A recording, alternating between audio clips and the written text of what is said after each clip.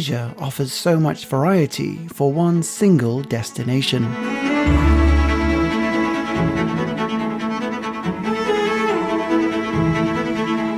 Over just 2 weeks, you can visit stunning tea plantations, electrifying skyscrapers, historic mansions, city rooftop cafes, mangrove forests, enclosed temples, affordable infinity pools, picturesque beaches, and so much great food. After spending an entire month here, we'll be taking you through our highlights, a suggested itinerary for 10 to 14 days, along with places we'd recommend and day trips worth checking out. If you're new here, then welcome. We make travel movies from around the world, hoping you might just find your next holiday inspiration. This is Suitcase Monkey, sharing the best 14 days in Malaysia.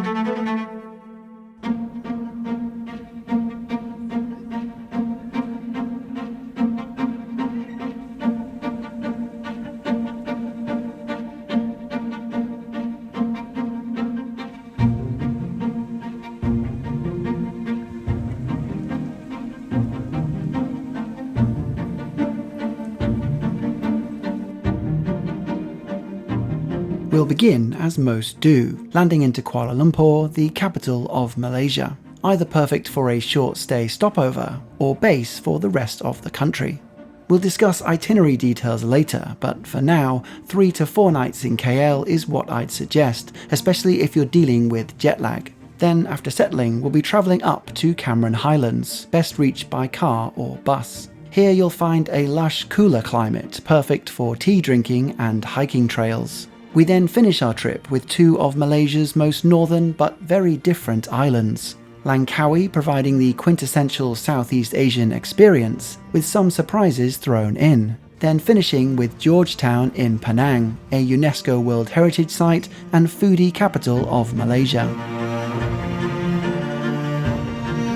But for right now, we arrived at our first hotel in Kuala Lumpur. Compared to Singapore that we'd just come from, your money stretches much further here. For $48 a night, we got this 780 square foot apartment, boasting a lovely city view each morning. Plus with the added bonus of super fast Wi-Fi, which wasn't surprising given the size of our internet router. As much as we enjoyed our room though, it was undoubtedly its rooftop that really took the cake. We did also stay at a similar apartment hotel, which overall wasn't as good, but in a better location. All hotels, tours, restaurants and more from this video have all been written down into a free PDF guide to make things easier for those wanting to replicate our plans.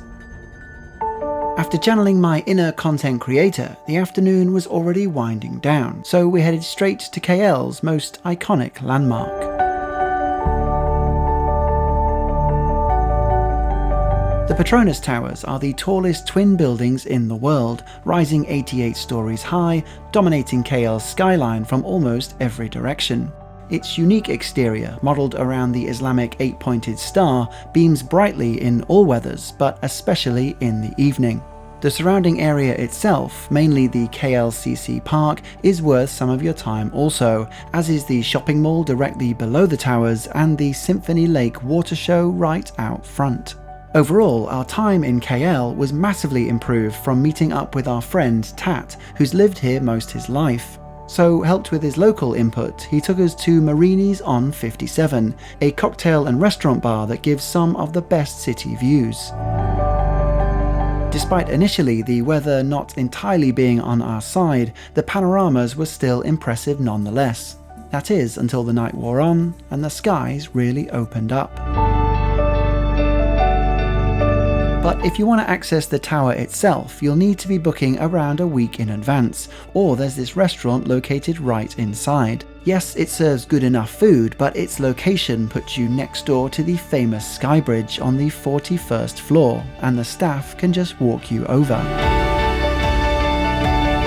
This is the highest 2-story bridge in the world. 170 meters above street level, it offers the unique perspective of being able to see the building that you're in, but from the outside. So after a dose of KL's modern city life, tomorrow we delve further into its past, to a must-visit attraction, dating back over 100 years.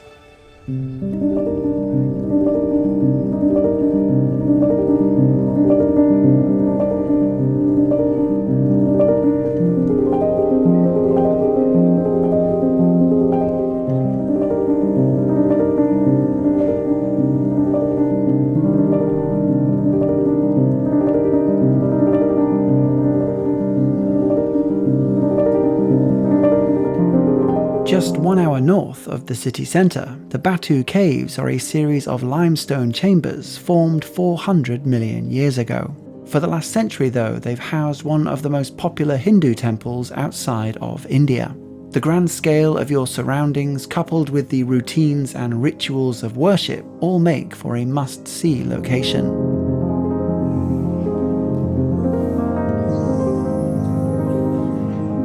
As a whole then, Malaysia is a multiracial, multicultural nation, largely home to a mix of Malay, Indian and Chinese.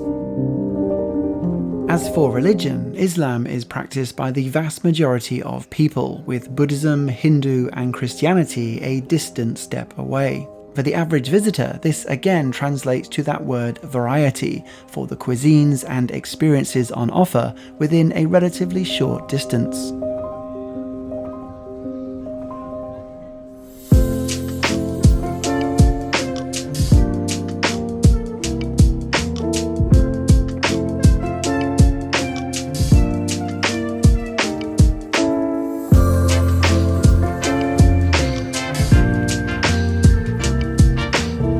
Speaking of which, we love a good Chinatown, and KL's version eventually became one of our favourite areas to hang out.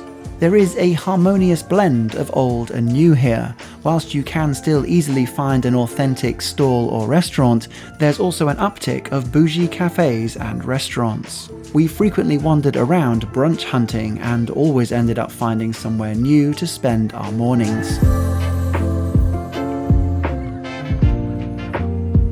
For shopping, we stumbled upon this really cool bookshop that we ended up spending a good half an hour just walking around and reading. Central Market hosts an indoor collection of independent traders and is worth a visit if you're tired of the shopping malls, whilst Petaling Street is a more traditional market, selling Prada bags that are absolutely genuine.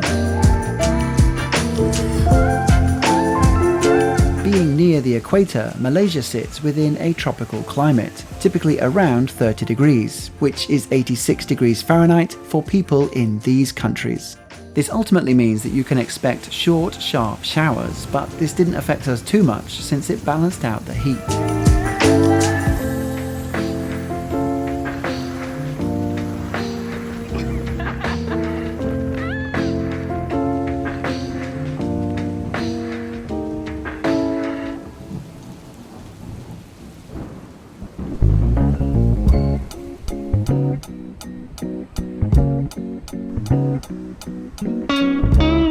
Getting around KL in itself was admittedly sometimes a challenge. Although there is a perfectly fine transport system, quite often we found it didn't quite connect very well together. Take this for example, it's either 7 minutes by taxi or an hour in transit, and then even longer to walk despite its close proximity.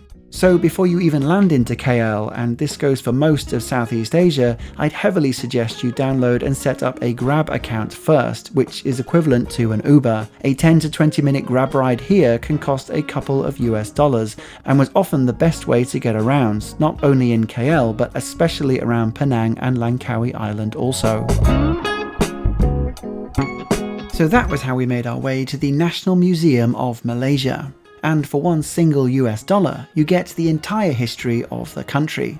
And I mean beginning with Pangaea, so they really start at the beginning. Trade routes, occupation from the Portuguese, Dutch, Japanese, British, then independence, the birth of modern-day Malaysia, and apparently an off-chance meeting of Lennon and McCartney with Neil Patrick Harris.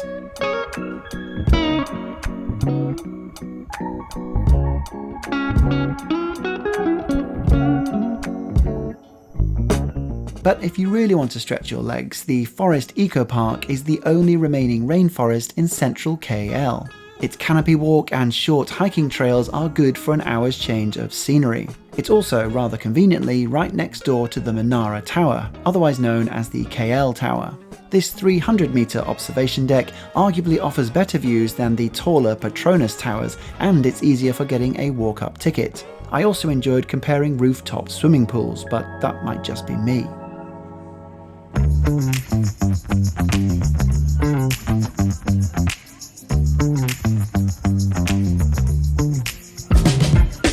For our final afternoon and evening in KL, I wanted to highlight the second area we found ourselves gravitating towards most, and that is Bukit Bintang. Definitely the most pedestrian-friendly area. Here you'll find easy access to night markets, shopping malls, restaurants, bars, and trendy rooftop cafes. There's simply way too many great coffee shops and diners to highlight them all here, so as a friendly reminder, I'm linking our favourites through Google Maps in the description below or via this QR code. But food in general was one of our Malaysian highlights, and covering our whole time here, there were a number of dishes that really stood out. First, there's nasi lemak, the Malaysian dish. Presented in a variety of ways, but typically with coconut rice, fried anchovies, and a spicy relish. It's most popular as a breakfast, but can be eaten any time of day. For a supporting cast, there's satay chicken, always a personal favourite of mine. Great Chinese food is obviously everywhere. There's tons of mee goreng, essentially stir-fried noodles of any kind. We also loved this roti canai, a soft, flaky flatbread, perfect with a curry dipping sauce, and even this roti tisu, which, if you can't tell, is on the right. And with Malaysia being such a melting pot in general, it's super easy to come across well-made Vietnamese and Thai food, and it almost always was excellent. But then, of course, there's this. The durian. The durian is very much a love it or hate it fruit, and I should say that I did not love it. Absolutely not. You do have to question any fruit where they give you gloves, but it's the smell that first hits you. Although this is no surprise given that it's literally banned on public transport and hotels due to its odour.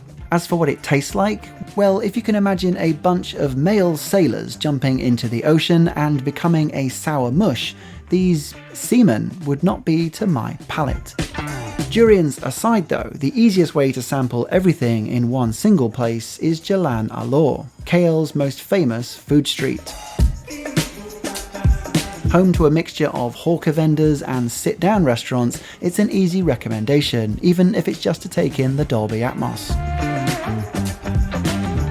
Despite our time in KL drawing to a close, this Malaysian trip was only just getting started. Tomorrow we'd be driving 3 hours north for a beautiful change of pace and scenery.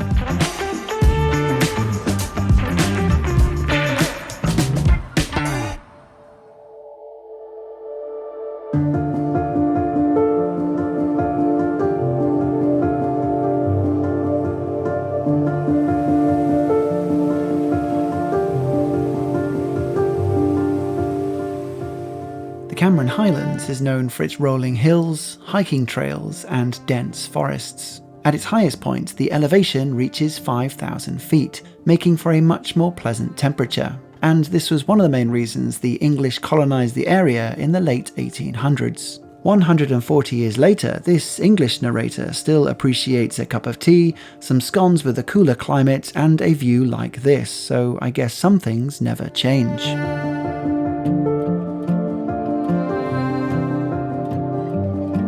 Along with strawberry farms, tea plantations are the biggest attraction here, and with this being our first of two that we'd visit, it did not disappoint.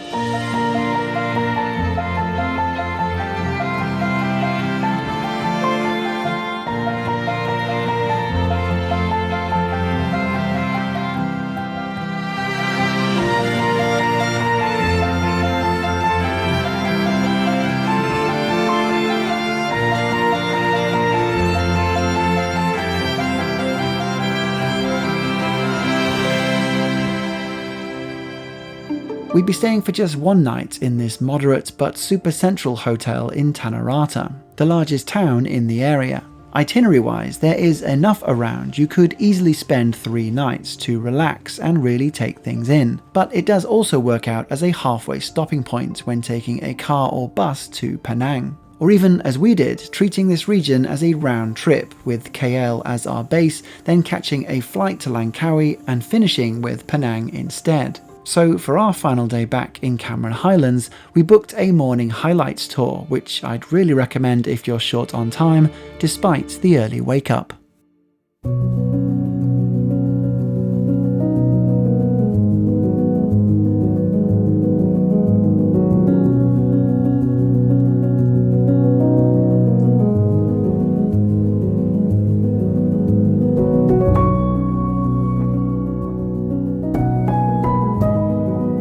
The Mossy Forest is the oldest forest in Malaysia and sits 2,000 meters above sea level.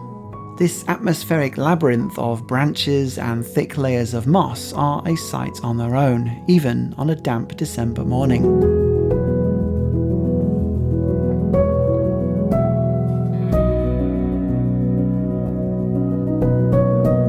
The Bow Tea Centre is one of the most popular attractions in all of Cameron Highlands. A producer of tea since the late 1920s, this visitor centre opened in 2007 and features factory tours, tea gift shops and a cafe with quite the view.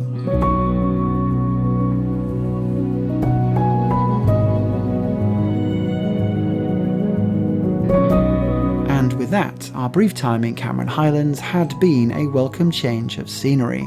But with our flight to Langkawi Island leaving tomorrow, we were now dreaming of boats, eagles, and beaches.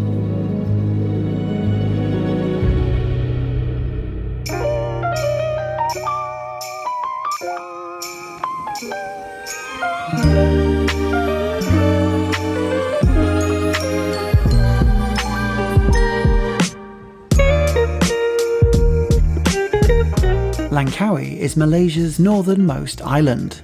Geographically closer to Thailand than it is its own mainland, the vibe can echo the not too far away Phuket, but still keep its own identity. Its most popular hotspot is easily Pantai Chenang, a 2-kilometre strip of sand, along with its main high street running in parallel. Whilst this area might have become a little too touristy for some, for us it was pretty refreshing, especially since the vibes of island life nicely underpinned everything.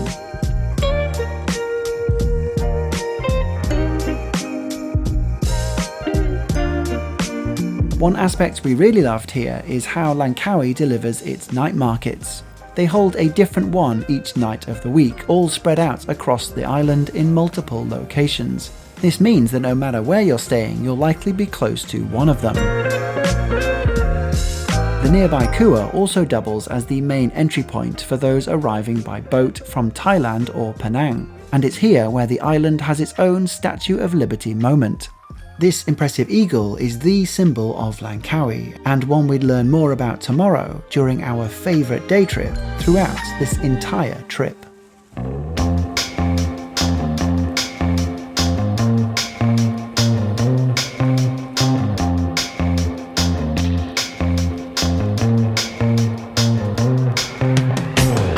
The Kilim Geoforest is a UNESCO geopark, the first of its kind across Southeast Asia and home to a diverse collection of wildlife, beaches and caves.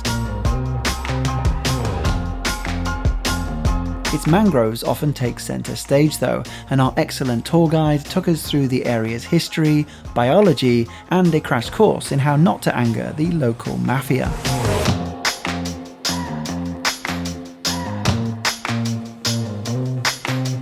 Its most important residents, though, are its Brahmani kite eagles. It's believed that the word Helang, the Malay word for eagle, forms the basis of the name Langkawi, hence its welcoming mascot. Seeing this many eagles within such a biodiverse ecosystem, and a stop at the nicest beach on this trip, all made for a truly memorable day.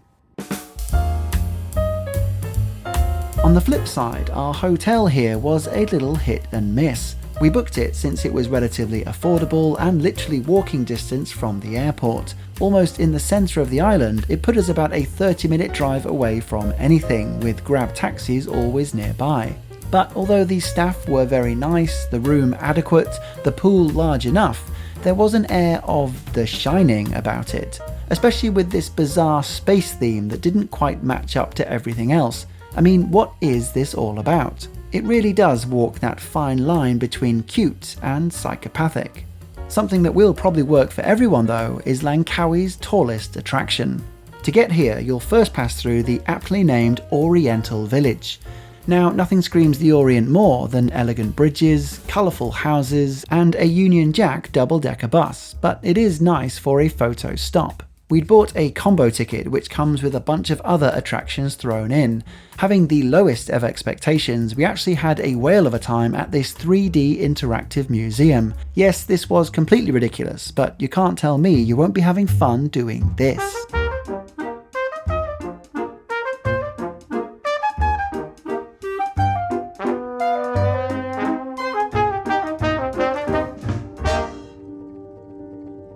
But the main reason we were here was the Sky Bridge. To get there, you'll first have a choice of cable cars to reach it. There's the glass-enclosed gondola, the open bars gondola, and the God Help Me gondola, all climbing 700 meters along a 2-kilometer cable. Across the multiple viewing platforms, you're not only rewarded with the Sky Bridge on arrival, but uninterrupted views of Langkawi to the south and Thailand to the north.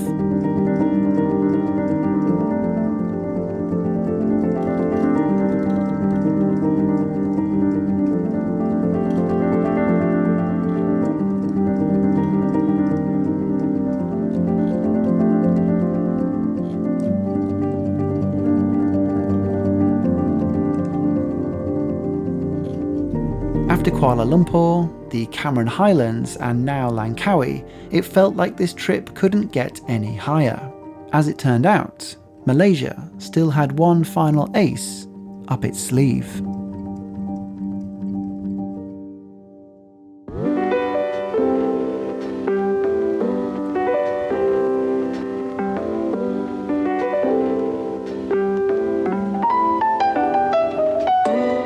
Our final stop was one we took at a much slower pace. Penang Island is the first British settlement in all of Southeast Asia, and we end this trip with its capital of Georgetown. Shaped by centuries of intermingling between various cultures, it's now a seamless mixture of street art, unique colonial architecture, and has become known as the foodie capital of Malaysia.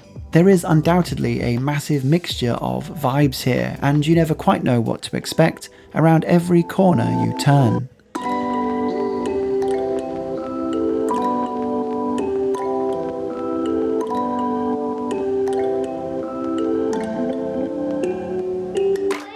After our previous space-themed experience in Langkawi, Georgetown was also where we totally redeemed ourselves, this being our favourite stay in all of Malaysia. This 1920s shop house has been turned into a cute boutique hotel, but still manages an air of homestay about it, especially during its courtyard breakfast servings.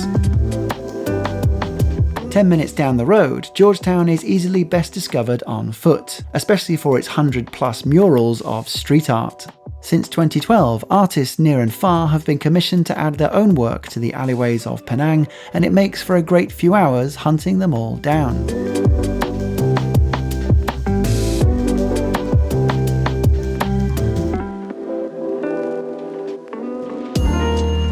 Our favourite Georgetown attraction was probably this visit to the most photographed building in Penang, the Blue Mansion.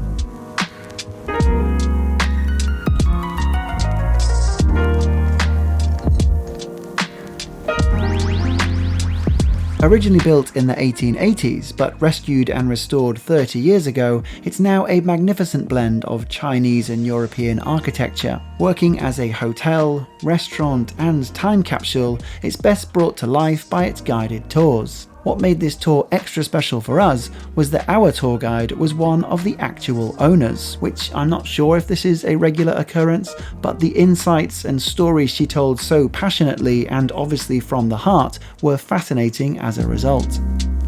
For those unaware, this trip is part of a 3-month excursion around Southeast Asia. We already have videos from our time in Singapore and Japan, with more to come from Japan and Indonesia later this year, which I'll link here. If you've gotten this far, please like and subscribe for more on our 100 days around Asia and the other 30 travel vlogs in this style on this channel. As ever, thanks for watching. Suitcase Monkey.